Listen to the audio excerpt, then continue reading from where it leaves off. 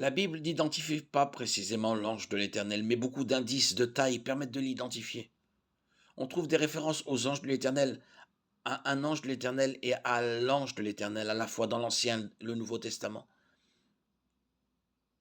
Il semble que l'article définit le désigne être un être unique, différent des autres anges. L'ange de l'Éternel parle comme Dieu, s'identifie à lui et assume des responsabilités divines. Genèse 7, 7, 12, 22, 11, 18, Exode 3, 2, Juge 2, 1, 2 Samuel 24, 16, Zacharie 1, 12. À l'occasion de plusieurs de ces apparitions, ceux qui l'ont vu ont craint pour leur vie parce qu'ils avaient vu l'Éternel. Il est donc clair que dans certains cas, au moins, l'ange de l'Éternel est une manifestation, c'est-à-dire une apparition de Dieu sous une forme physique. Les apparitions de l'ange de l'Éternel ont cessé après l'incarnation de Christ.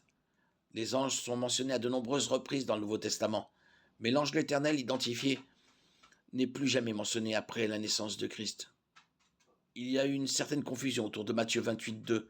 Plusieurs traductions courantes dans la Bible disent que l'ange de l'Éternel descendit du ciel pour rouler la pierre qui fermait l'entrée du tombeau de Jésus.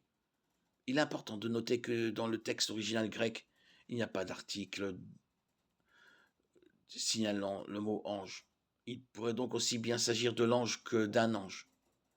Selon le choix retenu par le traducteur, un nombre bien supérieur de traductions parle d'un ange, ce qui correspond d'ailleurs mieux. Il est possible que les apparitions de l'ange du Seigneur soient des manifestations de Jésus avant son incarnation, puisqu'il a déclaré lui-même qu'il existait avant qu'Abraham soit né. Jean 8, 58. Il est logique qu'il ait été actif et se soit manifesté dans le monde.